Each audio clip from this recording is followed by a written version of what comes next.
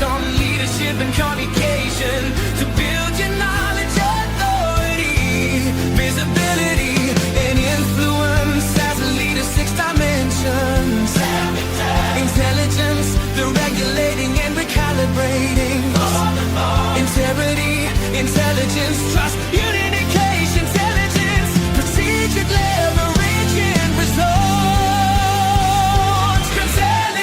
intelligence.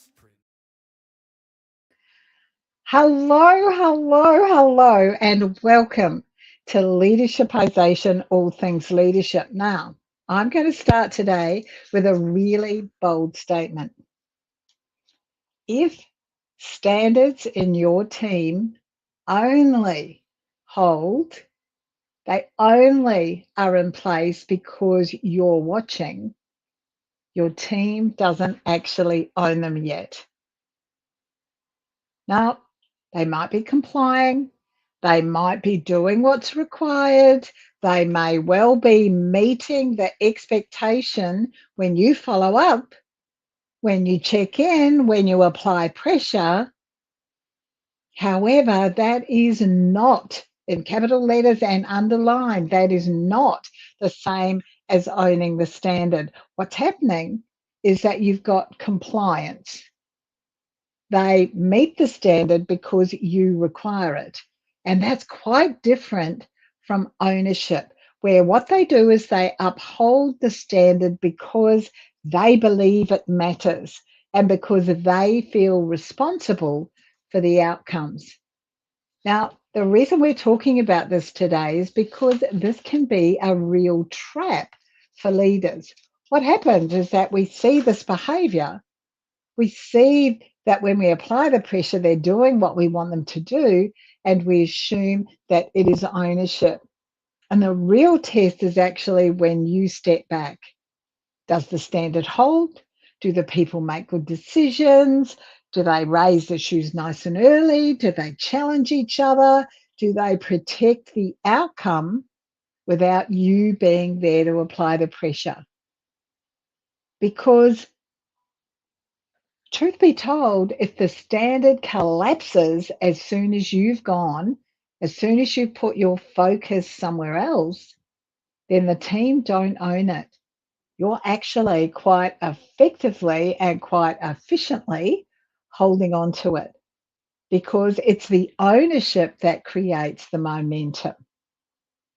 I'm Beth Bergen. I'm a global leadership and communication coach, and I'd love it if you would join me as we talk about building ownership in a team, starting with getting really clear about meeting and carrying the standard.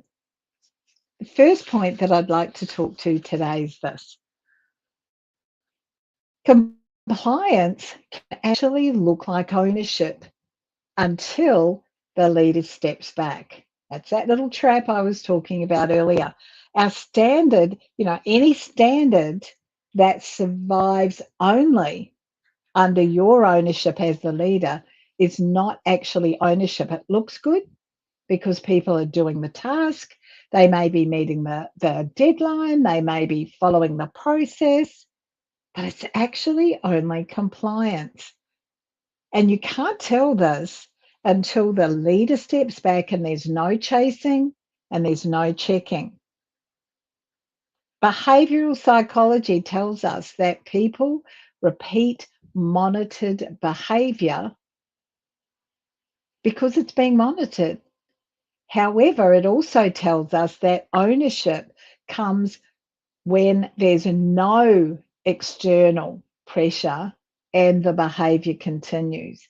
That's when you can tell that they're owning it. And it's really easy to mistake that they own it when they did it because you followed up. They did it because you asked what was happening. So the question to ask yourself is, and the observations to make are, what happens? What happens when my focus is over there? What happens when I go and deal with an issue that needs my complete focus here for a week or so? What happens when I go on leave? because if it's not continuing with the same standard, they haven't yet got ownership. Which brings me to the second point I want to look at. People don't actually own standards that they don't understand or that they don't believe matter. Ownership needs that connection. And as I said earlier, they're complying because it's required. They're much more likely to own something that they understand, that they see the value of, and that they see as meaningful. Which means that you, in your role as a leader, you've got to make sure that you explain that task and that standard and the significance of that task so that they understand the why. They can own it because they understand it and value it. And when what you're doing is talking to your team and saying to them, do this because I said so, you're inviting compliance. When you do it because, or when you're able to explain to them that I want you to do this and this matters because, then what you're doing is actually feeding and informing that ownership. Your standards are likely to rise when your team understands really clearly that this is the impact it will have for customers, this is the impact it will have for the team, this is the impact it will have for outcomes, this is the impact it will have for team performance, this is the impact it will have in building trust. All of those things, when they're understood, are going to raise the standards and likely raise the ownership. People comply with instructions. Ownership comes when people believe what matters and they understand why it matters. Yeah. So some of this is on you and the way that you may be communicating with your team as a leader. The third point I want to look to today is this. Ownership requires agency, not just accountability. Again, and I'm kind of drilling around and around this point, they can't own what they don't understand, and they certainly can't own what they're not trusted to influence. So to own, when you're handing things over to people, if you want them to fully own it, they need some room to think, they need some room to decide, and they need some room to take action. And every decision, they need that room. If what's going on for you right now is that every decision comes back to the leader, in brackets you, if every decision is coming back to you, then actually you're the owner. You're the owner, not them. They don't have clear boundaries. They don't have a real decision space. And unless you're able to give that to them, and that they're topics that we've looked at in other leadershipization, all things leadership conversations, if you're not able to give them those clear boundaries and that decision space, then the ownership sits really squarely with you. Now, when we talk about agency, this is you handing over the ability for people to do that thinking, that deciding, and that acting. It's on them. It's if you hand over agency, it's not an absence of standards. It's actually giving them the room to exercise judgment inside the standard that you've already established. Now, if what's going on as a leader is that you're over controlling this process, then what you're doing is you're preventing ownership of the outcome by other people in your team. It may come back to what's going on for you. Now, that brings me to the fourth point. If the leader is carrying the consequences, then the team won't carry the ownership. So what we're seeing here is that there are a number of different layers of this. Yeah, they'll do it, but they're just complying. Oh, when I prod them, they seem to have ownership of it. Oh, yeah, but I'm not giving them any agency about it. You can give them agency, but if you're still stepping in too early, if you keep carrying the consequences, don't be surprised when the team stops carrying the ownership. Now, what do I mean? Ask this question. When something slips, when things don't go the way they might have been planned, who actually carries or who absorbs the impact? Now, if what happens is that it's you and you're leaping in and you're fixing and you're smoothing things down and you're apologizing and you're reworking it and then you're quietly carrying the fallout from wherever it might come, all of that often we do thinking that we are supporting our team, it means ultimately that the ownership stays with you. People learn accountability when they observe your behavior and see they're willing to take accountability for this. I don't have to do that. Even though they told me I was accountable, they've stepped in. So when you do that, what you're actually doing is demonstrating not only will I take the consequences, but you don't need to be accountable for them. And it really doesn't matter if the standard slips. Because ownership requires people to experience the impact of that gap in a fair and a constructive way. They need to experience how to deal with how to fix things up when things go wrong.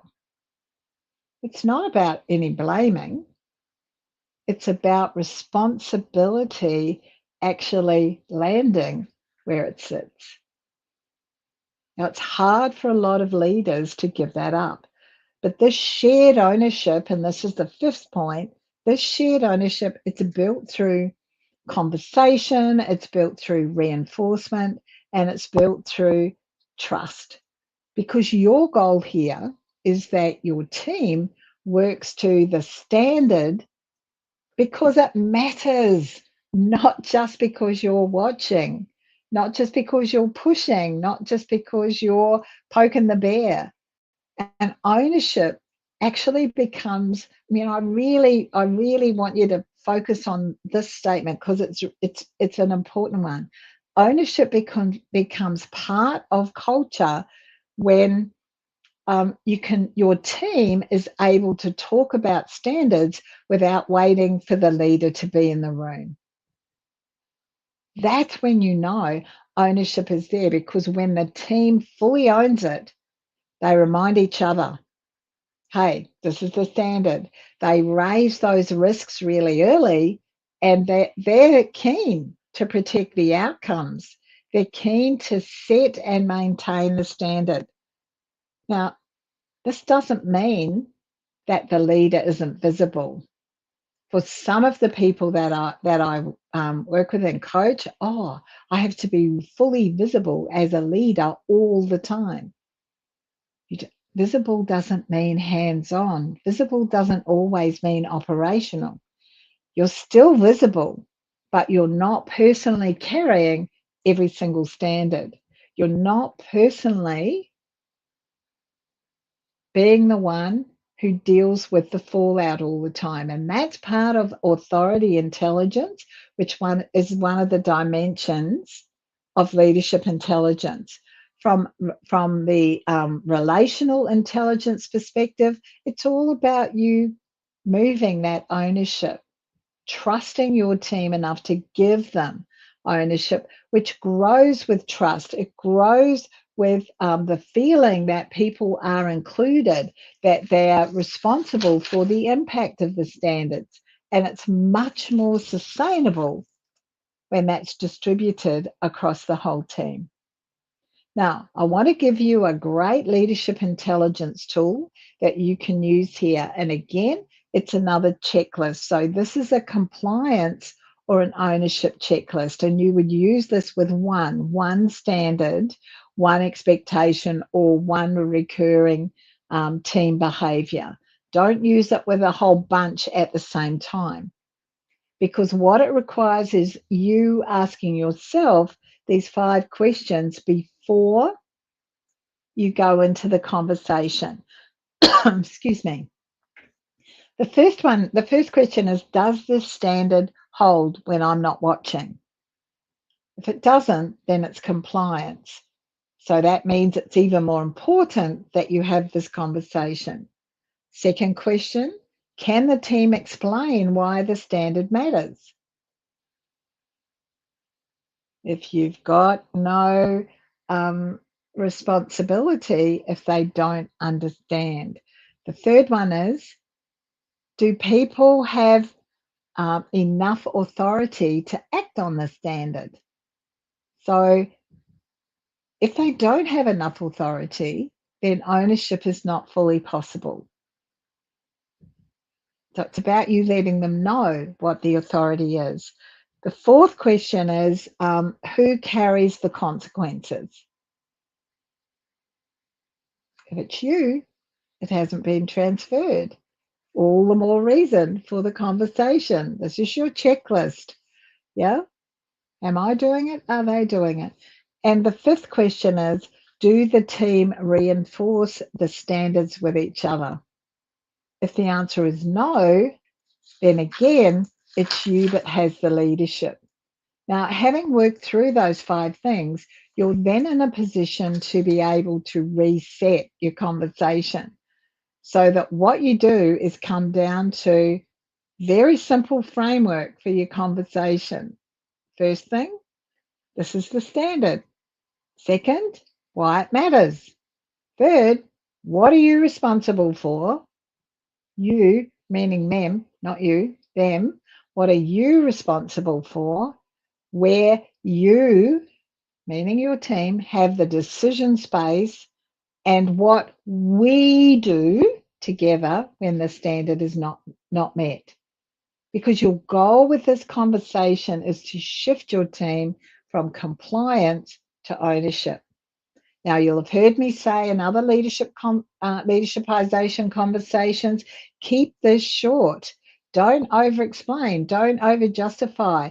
This is the standard. 1 sentence. Why it matters. 1 sentence. What you are responsible for. 1 sentence, etc. And that way, if they've got questions, they'll ask you. Okay, that's your checklist for today. The reflection question that I want to give you is this. And again, the reminder, think about it, write it down, think about it, make some notes, come back to it. This is about you being honest with yourself, because that's where the self-awareness and the growth in you as a leader and a communicator will come from. Today's question is, where am I still carrying a standard that I want my team to own? So some of what I'd encourage you to do here is to actually look at perhaps different individuals in your teams. If you've got a number of different teams, look at each team, but also to look at some of the tasking that you're giving your team, or some of the things that they're responsible for. Yeah? Okay. So our key learnings today. Compliance, it's great if people are meeting exactly what you require. Ownership, on the other hand, is when the team are going to uphold the standard because it matters. Your team, they can't own what they don't understand. They can't own what they don't believe in or have enough agency to act on. So you're going to have to change your approach. People will own the standards if that's the case.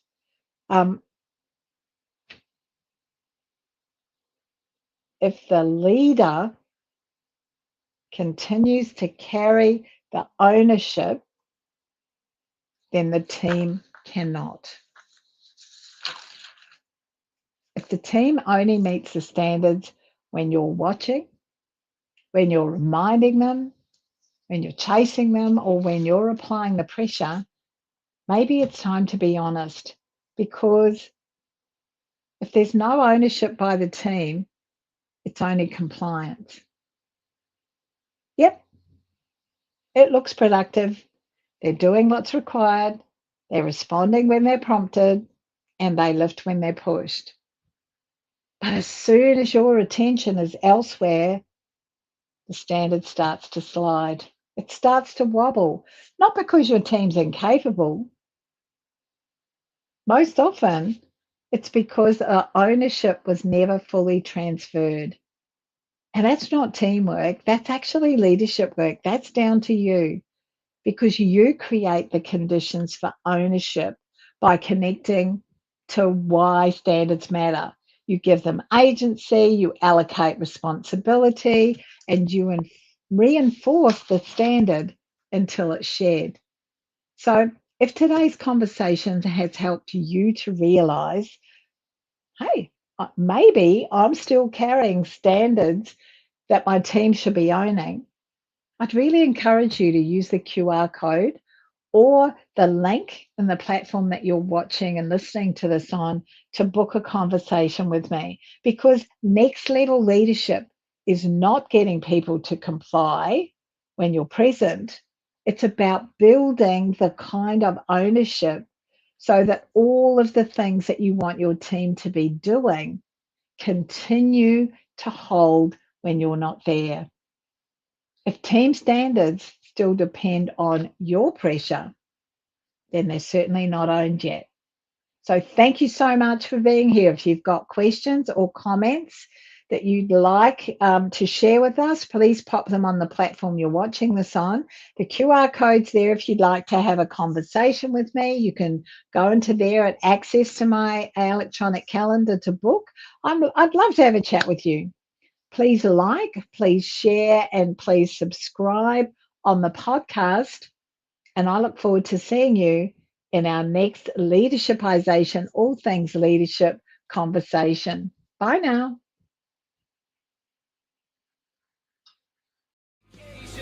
To build your knowledge, authority, visibility, and influence as a leader, 6 dimensions. Intelligence, the regulating and recalibrating. Integrity, intelligence, trust, unity.